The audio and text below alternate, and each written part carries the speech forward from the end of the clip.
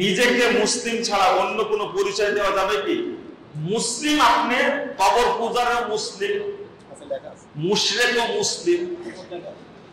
আপনাকে পরিচয় দিতে হবে আহলুল হাদিস বা সালাফি বা আহলে সুন্নাহ ওয়াল জামাত, পরিচয় দিতেই হবে আপনাকে।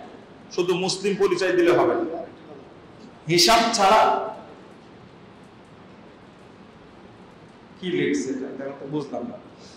কেউ কি ইমামের পিছনে আসরের নামাজ পড়তে ইমাম 3 রাকাত করে সালাম করছে, পরে মুসল্লিরা তাকে ভুল ধারা দেওয়ার পরে সে আরো আর রাকাত করছে, কিন্তু সিজদা দেয়নি না, সাহসের দেওয়া দরকার ছিল। তার নামাজ ঠিক হয়েছে না, তখন ঠিক হয়েছে সালাম, কিন্তু ইমামের উচিত ছিল সাহসে দেওয়া। জি জি জি, সালাত হয়ে গেছে, সালাত হয়ে গেছে, কিন্তু উচিত ছিল কি দেওয়া? সাহসে দেওয়া। কেউ যদি ভুয়া হাদিস বলে তাহলে সে কিসের মধ্যে গণ্য হবে? দাজ্জালের মধ্যে অন্তর্ভুক্ত হবে। জুমার সালাতের আগে হাত না তুলে যদি মুনাজাত করা যায় দলবদ্ধ, তাহলে সালাতের পরে দলবদ্ধভাবে হাত তুলে মুনাজাত করাই কি সমস্যা?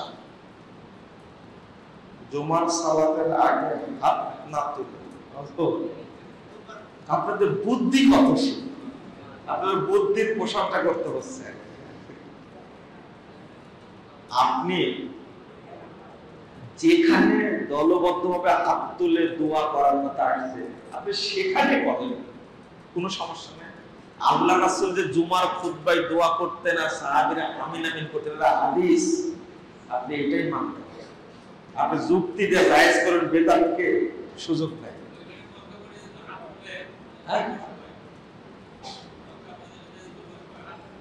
না, কিছু মানুষ তুলে, যারা জানে না, কিছু মানুষ তুলে, সবাই তুলে। আমরাও তো দেখছি বিভিন্ন ধরনের বক্তা বলে মহানবী সাল্লাল্লাহু আলাইহি ওয়াসাল্লাম একা একা তারাবির সালাত আদায় করতেন। হাদিসটা কি সহিহ? না, এরকম কোনো হাদিস নেই। কোরআন খতম শেষে নির্দিষ্ট কোন দোয়া আছে কি? আছে। সুবহানাকা আল্লাহুম্মা ওয়া বিহামদিকা আশহাদু আল্লা ইলাহা ইল্লা আনতা আস্তাগফিরুকা ওয়া আতুবু ইলাইক। এই যে প্রচলিত যে খতম তারাবি চলছে, হ্যাঁ, কোরআনকে মেরে ফেলার তারাবি, হ্যাঁ, কোরআন অপমান করার তারাবি, এই খতম তারাবি কিন্তু বেদাত।